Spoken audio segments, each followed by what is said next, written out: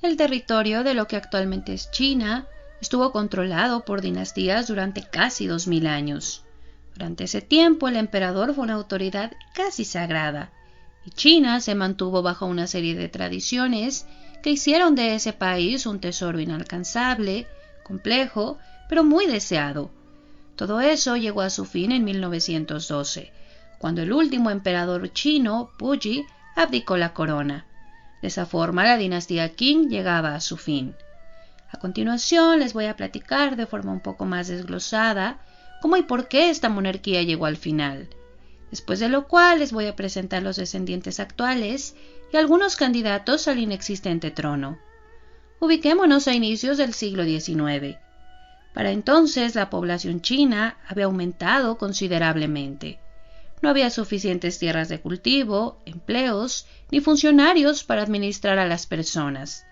Y lo peor era que las potencias occidentales como Gran Bretaña, Alemania y Francia estaban amenazando con conquistar el territorio.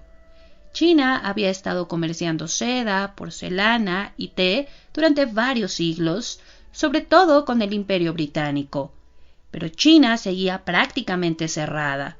Solamente aceptaba plata como forma de pago y no se mostraban interesados en productos occidentales, lo que de cierta forma le causaba a Gran Bretaña pérdidas económicas considerables. Todo esto continuó hasta que de repente los británicos se dieron cuenta que la población china tenía una fuerte demanda de opio. Esta planta se cultivaba en la India, lugar que estaba bajo el control británico. Por eso es que ellos podían producir y exportar masivamente esta planta china, en donde al inicio se pensaba que el opio era algo medicinal, pero que resultó ser completamente adictivo y dañino, de modo que millones de personas se volvieron adictos. Esto trajo serias consecuencias, no solo para la salud pública, sino también para el comercio local, pues los chinos ahora estaban dando toda su plata a los británicos para obtener opio. El comercio se volvió tan lucrativo que la corrupción corría de forma desenfrenada. En vista de tan grave situación, el emperador Da Wang decidió tomar cartas en el asunto.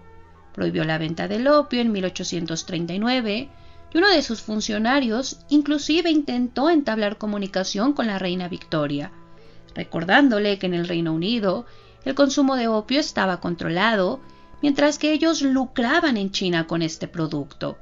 Al final esto no funcionó y el resultado fueron dos grandes guerras de opio, una en 1839 y otra en 1856. Estas cambiarían para siempre la relación de China con Occidente. China fue aplastada por la tecnología y técnicas militares avanzadas de Occidente, pero las derrotas no fueron tan malas como los tratados desiguales. Estos destrozaron a la economía china y forzaron a que el país abriera las puertas para el comercio a las fuerzas británicas, francesas y estadounidenses. Pero además China tuvo que acatar una serie de condiciones totalmente injustas, como por ejemplo, que los extranjeros tuvieran impunidad legal en territorio chino, que los ministros cristianos tuvieran acceso total, que Hong Kong pasara a ser colonia británica, que China pagara el coste de la guerra y también que indemnizara a los traficantes. Además estableció que el comercio de opio quedaba completamente legalizado. Estas solo fueron algunas de las condiciones con las que China fue atacada y consumida por las potencias extranjeras. Esto provocó un serio descontento entre la población, que se demostró en una serie de rebeliones. Destaca la Guerra Civil de Taiping, que se libró entre 1850 y 1864, la cual curiosamente inició como un movimiento religioso por un hombre que decía ser el hermano menor de Jesús. Sin embargo, ese hombre sumó millones de chinos que estaban sumidos en la pobreza y que aprovecharon la oportunidad para rebelarse.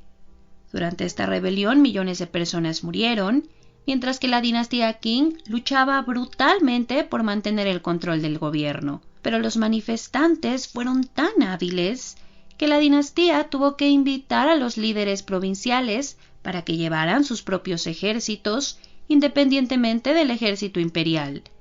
La estrategia funcionó y la guerra culminó en 1864 con los manifestantes dispersados o asesinados. Pero esta victoria tuvo serias consecuencias, pues la dinastía tuvo que reconocer que ya no tenía el poder de controlar las cosas. Además, al interior del palacio, la situación era todavía más caótica. En 1875 falleció el emperador Toxi. Él no tenía hijos y tampoco nombró un heredero. Por eso es que casi se da una crisis de sucesión, pero afortunadamente las emperatrices viudas, Xian y Cixi, tomaron el control de las cosas. Cixi eligió a Guangzhou para que fuera el siguiente emperador. Con estas acciones, Cixi se aseguró un puesto como regente, pero también estaba violando las tradiciones chinas. Y es que usualmente el nuevo emperador debía ser una generación posterior al emperador que había fallecido. Ella eligió a su sobrino, Wanshu, de 4 años, que era hijo de su hermana, también era príncipe, pero era de la misma generación que Tongxi, para ser el nuevo emperador. Desde luego que algunas personas se quejaron, como otros príncipes que sí cumplían con esas condiciones, pero al final Wanshu fue coronado, y Cixi fue quien controló en la práctica este gobierno. Al inicio las cosas estaban funcionando, pero de repente estalló un gran problema. Wanshu resultó no ser tan controlable como los funcionarios y Cixi hubiesen querido. Él desarrolló un deseo de reinar solo, y cuando China perdió contra Japón en la guerra de 1895, Wanshu, como muchos otros en China, consideró que el cambio era necesario, pues Japón había reformado recientemente su gobierno y había promovido la tecnología y ciencia occidentales. Por eso, junto con otros partidarios, Wanshu lanzó la reforma de los 100 días el 11 de junio de 1898. Esta buscaba modernizar el ejército, la educación y otros aspectos del gobierno chino. Eso para poder competir y entender la cultura occidental. Sin embargo, esta reforma fue detenida súbitamente por un golpe de Estado liderado por los conservadores, con la emperatriz viuda Cixi a la cabeza. Ella temía que si se modernizaba China, esta cayera en manos extranjeras. Wanshu fue prácticamente aprisionado y Cixi se quedó en el control del gobierno. Y cuando en 1900 estalló la rebelión de los Boxers en el norte de China, Cixi brindó su apoyo al movimiento y de hecho lanzó una declaración formal de guerra a las potencias occidentales. Eventualmente, con la humillante derrota, Cixi tomó una postura menos radical, entablando comunicación con esposas de líderes extranjeros y también mostrándose más accesible. Invitó a algunos extranjeros que la fotografiaron y también impulsó reformas, aunque de forma mucho más mesurada. Pero estos intentos de poner a China al nivel tecnológico de otras potencias llegaron demasiado tarde. La pobreza seguía en aumento, el malestar general descontrolado y las finanzas estaban en números rojos. El emperador Wanshu murió el 14 de noviembre de 1908, envenenado. Según todos los rumores, Cixi fue quien ordenó este asesinato. Eso porque temía que si ella moría primero, él destruiría la dinastía. Cixi murió al día siguiente, pero antes eligió al heredero cuya familia era conservadora. Ese fue Puyi, un niño de poco menos de 3 años. Esto definitivamente no fue un buen pronóstico para su reinado.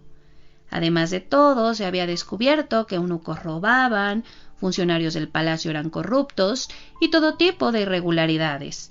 Así que mientras la dinastía se hacía pedazos desde el interior, para la población quedaba claro que era tiempo de hacer a un lado las tradiciones anticuadas de su imperio, sobre todo los emperadores, que tenían lujos exagerados, mientras que la población vivía esclavizada y en la pobreza.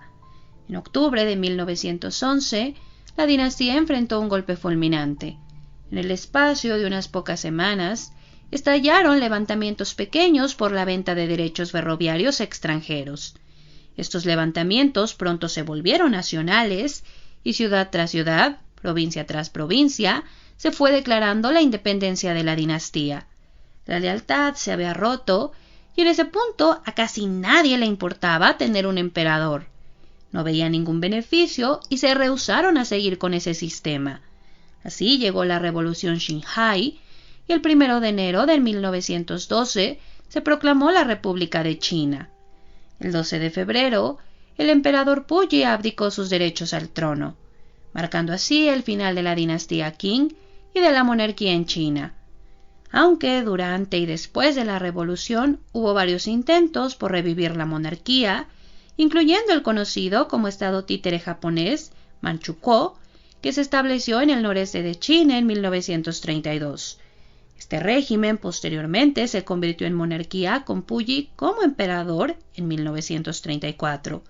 Pero al final, todo eso terminó en fracaso y así, luego de casi 2000 años de tener emperadores y una monarquía, en muchos momentos absoluta, China se convirtió en una república. Afortunadamente para Puyi y su heredero, su hermano menor Puyi, ellos no fueron ejecutados.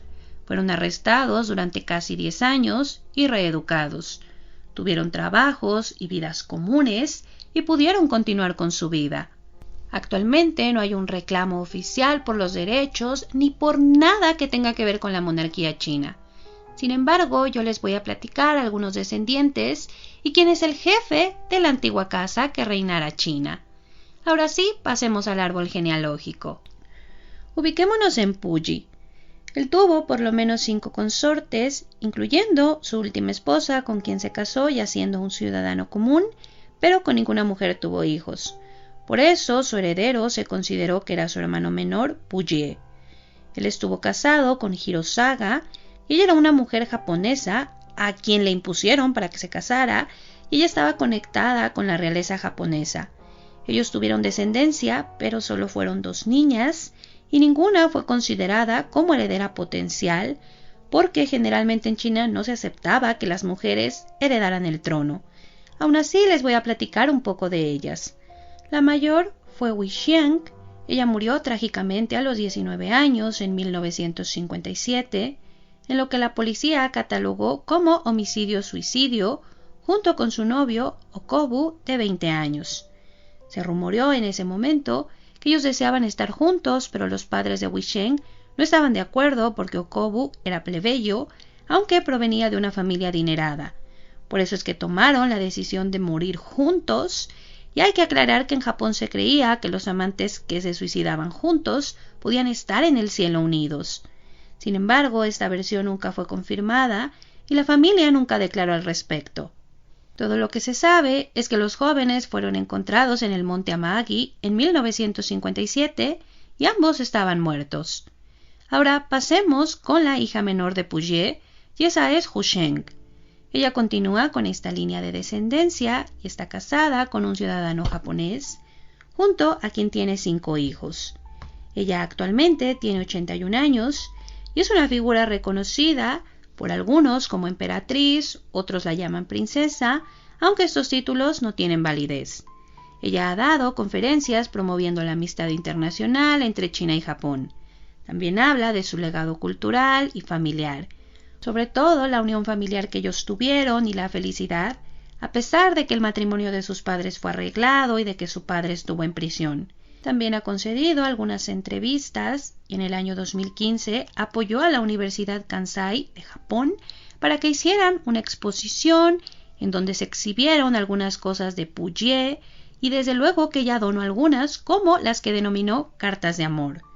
Desde luego, cabe mencionar que ella no está reclamando absolutamente nada, a las hijas nunca se les consideró jefas de la casa, ni herederas, ni mucho menos. Sin embargo, pues sí habla de su legado cultural, y aquí la tienen, chicos. Como ella tiene 5 hijos, pues esta línea de conexión va a continuar.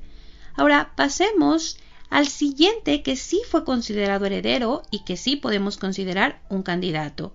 Si se fijan aquí, Puyi y Puyi tuvieron un medio hermano, hijo de su padre, junto con otra consorte. Su nombre es Jin Youxi y él falleció en el año 2015, pero dejó descendencia y aquí lo tienen. Su nombre es Jin Yushang, tiene 79 años y es un funcionario y político. Por su linaje patrilineal, él es considerado el actual jefe de la casa Aisin Yoro, que es la antigua casa gobernante de China. Él está casado, pero no se sabe mucho de sus hijos ni de su esposa. Él no hace ningún reclamo, como les dije, él es un funcionario Y aparte de eso, pues habla de su linaje cultural, como también lo hizo su padre, pero siempre de forma muy respetuosa hacia la República. Todavía no ha designado que alguno de sus hijos vaya a ser su heredero, aunque muy posiblemente así lo sea, aunque este nombramiento del jefe de la casa pues es algo meramente simbólico. Ahora, en su momento, él tuvo un rival que se disputaba la jefatura de la casa y ese fue Yuyan, cuya conexión les voy a mostrar a continuación. Ubiquémonos en Daowang.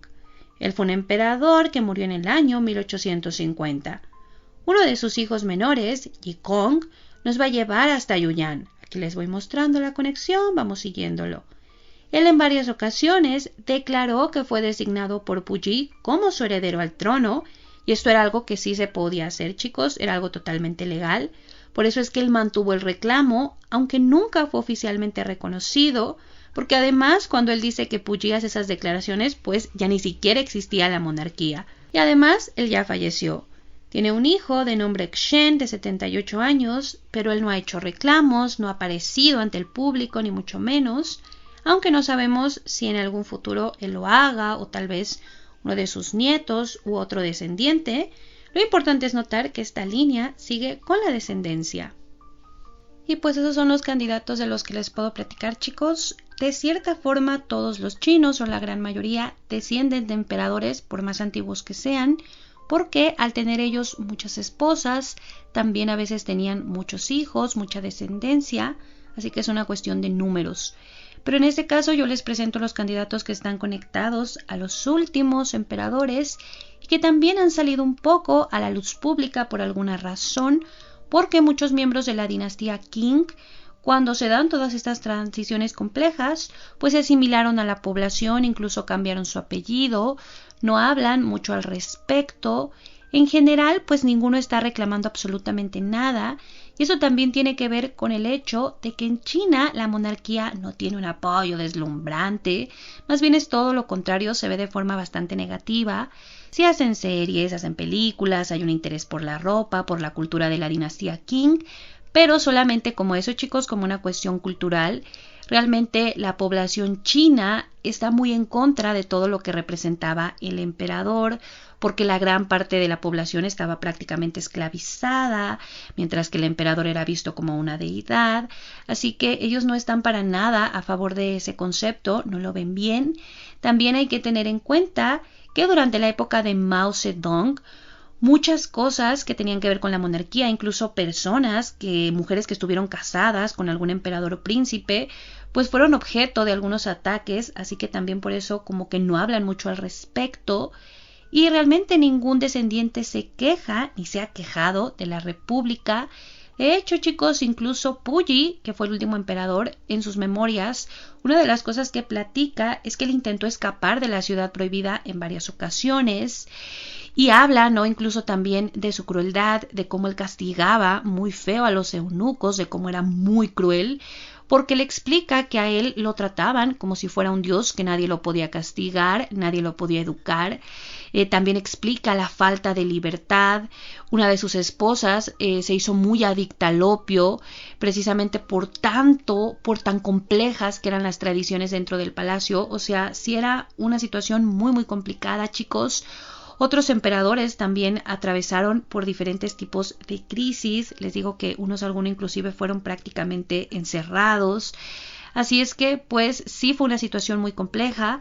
Puyi ya después trabajó como cualquier otro ciudadano. De hecho, él incluso declaró que se sentía más emperador en ese momento porque tenía la libertad de hacer muchas otras cosas que siendo emperador, pues, de ninguna forma tenía. Así que, pues, ahí está, chicos. Desde luego que está la película del último emperador, que con su parte de ficción y todo, pero explora muy bien parte de estos hechos. Y pues eso es todo de mi parte. Ya saben que este árbol lo coloco en Facebook, en Instagram, en formato de imagen. Las direcciones de esas dos redes sociales están en la caja de descripciones. Si lo quieren en PDF para observarlo mejor, yo se los envío, pero escríbanme al Instagram de preferencia o al Facebook también puede ser. Mándenme su correo, ya yo con mucho gusto se los envío. Y pues eso es todo de mi parte, chicos. Yo espero que les haya gustado el video y muchísimas gracias.